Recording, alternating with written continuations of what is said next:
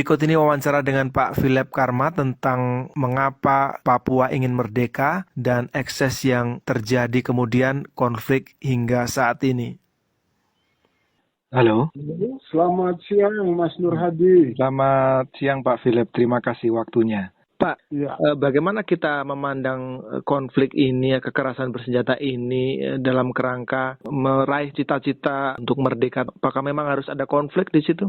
Saya pikir di era sekarang ini ya, jangan pemerintah Indonesia menerapkan pola-pola zaman Hindia Belanda abad 19 ya. Zaman waktu Daendels mungkin terlalu awal, tapi gubernur-gubernur akhir. Jadi seperti waktu politik etis dipraktikkan di Pulau Jawa ya. Otsus ini kami melihat sebagai politik etis, tapi tidak sepenuhnya benar karena perlakuan rasis dan diskriminatif masih terasa dalam setiap tindakan ataupun kebijakan yang diberikan kepada kami. Contoh seperti Otsus 2 ini malah lebih dikebiri lagi dibanding Otsus 1. Jadi banyak kewenangan ditarik ke pemerintah pusat. Dan itu terlihat semakin lebih rasis lagi dalam merumuskan dan melahirkan undang-undang Otsus kedua ini. Kalau yang pertama itu istilahnya mungkin rasisnya 50%, yang sekarang ini rasisnya 80%, atau mungkin 90%, hanya 10% aja hasil pemikiran orang Papua. Tapi 90%-nya kepentingan pusat yang dipraktikkan dalam Otsus yang sekarang ini. Oke. Jadi apa yang kami harapkan dengan undang-undang yang demikian, dengan sikap atau perilaku yang demikian terhadap kami? Tidak ada. Dan kepercayaan rakyat Papua untuk Jakarta sudah bukan 0 tapi minus, di bawah garis 0. Lalu terkait konflik tadi, apakah memang harus ada Pak, atau sebenarnya diplomasi damai bisa dilakukan dengan Jakarta? Saya berpikir bahwa Indonesia untuk memaksakan kami bersama Indonesia sudah tidak bisa. Apapun tawaran yang diberikan, tetap akan ada pergolakan terus untuk merdeka. Jadi kalau memang sudah tidak bisa ya, ini tawaran yang saya berpikir untuk win-win solution. Indonesia mempersiapkan Papua merdeka sebagaimana Jepang mempersiapkan Indonesia merdeka. Sehingga, ya, kalau sampai kami dipersiapkan merdeka, mungkin tidak perlu terjadi pertentangan, permusuhan. Karena yang mati itu kan rakyat kecil. Yang kemarin yang memutuskan bahwa orang Papua atau pergerakan di Papua itu teroris kan Mahfud MD. Adakah anak atau istri atau keluarga Mahfud MD yang jadi korban dari teman-teman saya para pejuang kemerdekaan atau freedom fighter orang Papua yang disebut TPNOPM? Tidak ada kan? Tapi yang korban kan kasihan rakyat kecil yang anak-anaknya berjuang untuk bisa jadi anggota TNI, bisa jadi anggota polisi. Mereka mengeluarkan uang yang begitu besar dengan menjual mungkin sawah atau apapun properti yang mereka memiliki hanya untuk anaknya bisa jadi prajurit. Tapi akhirnya dikirim untuk cuma jadi korban dari kepentingan elit-elit politik nasional. Itu kan kepentingan pribadi, bukan kepentingan republik ini. Sangat disayangkan. Jadi saya berpikir di era modern ini sudah tidak layak lagi dengan peperangan. Ada baiknya masalah Papua diselesaikan lewat forum internasional. Karena Papua dipaksa bergabung ke Indonesia juga lewat forum internasional. Sehingga untuk melepaskan Papua menjadi sebuah negara sendiri juga lewat forum internasional. Dan tidak usah ditakutkan provinsi lain. Selalu dikatakan bahwa Papua akan menjadi bola salju kepada kehancuran Indonesia. Saya kira itu tidak. Karena provinsi lain itu ada kesepakatan bersama para tokoh-tokoh waktu itu untuk mendirikan negara Republik Indonesia. Dimulai dari Sumpah Pemuda, seterusnya sampai dengan kemerdekaan. Tapi Papua sama sekali tidak ada satu orang Papua pun terlibat di Sumpah Pemuda. Sampai dengan kemerdekaan 45 pun tidak ada orang Papua yang menjadi prajurit dan ikut berperang untuk kemerdekaan Indonesia. Tidak ada. Kami cuma ujuk-ujuk langsung dipaksa menjadi warga negara Indonesia lewat forum-forum internasional. Jadi kalaupun Papua keluar, saya yakin Indonesia tetap akan utuh. Karena yang lain itu memang sudah sepakat bersama mendirikan Indonesia. Papua tidak terlibat. Jadi Papua keluar juga tidak menjadi masalah. Contoh seperti Timur keluar toh tidak ada Indonesia hancur, tidak ada Indonesia pecah. Jadi Provinsi Papua dan Timur memang dipaksa masuk dalam Indonesia, bukan keinginan kami. PPRA itu kan penuh rekayasa. Saya berani bicara begini karena ayah saya juga panitia. Beliau sebagai wakil bupati, beliau duduk dalam panitia untuk memilih anggota Dewan Musyawarah PPRA. Dan beliau cerita kepada saya bahwa itu semua di bawah pengawasan prajurit Kopassus. Waktu itu Kopasanda. Mereka yang memilih siapa orang-orang Papua yang boleh direkrut duduk dalam Dewan Musyawarah PPRA. Yang akan memberikan suara dalam voting waktu PPRA. Jadi bukan murni wakil-wakil yang dipilih oleh rakyat Papua. Itu omong kosong. Tidak ada. Satu-satunya obat apakah merdeka itu, Pak Philip?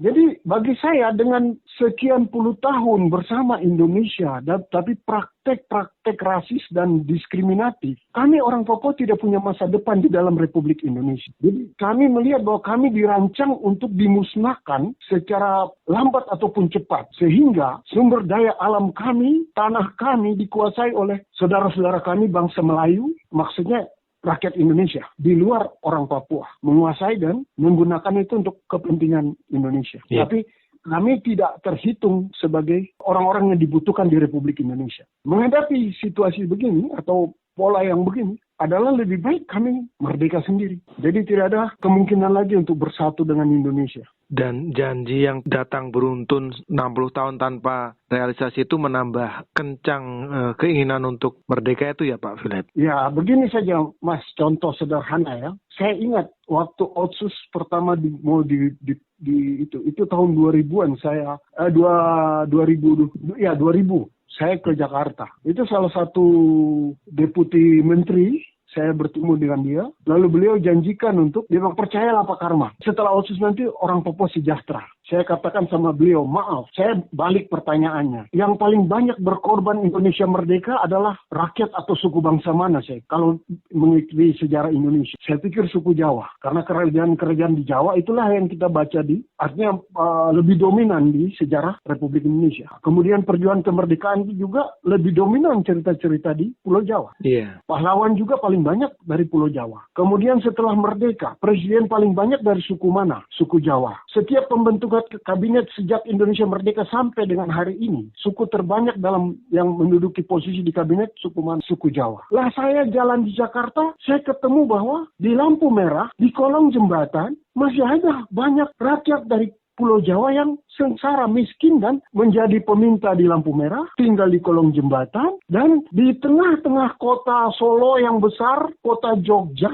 ada orang masih berbahasa Jawa tidak tahu bahasa Indonesia. Wow, saya kaget. Saya yang dari Papua, yang dianggap bodoh, belum tahu apa-apa, kok bisa ketemu ada orang Jawa sendiri yang tidak tahu bahasa Indonesia di tengah kota besar sebesar Solo atau Jogja. Jadi saya berpikir, kalau rakyatnya sendiri di Indonesia, khususnya di Pulau Jawa, itu saja tidak mampu disejahterakan, sedangkan presiden paling banyak suku Jawa, kedudukan di kabinet paling banyak menterinya orang Jawa. Orang Jawanya sendiri masih melarat, terus menjanjikan kesejahteraan untuk orang Papua yang dianggap monyet, itu sebuah fata morgana, nonsense.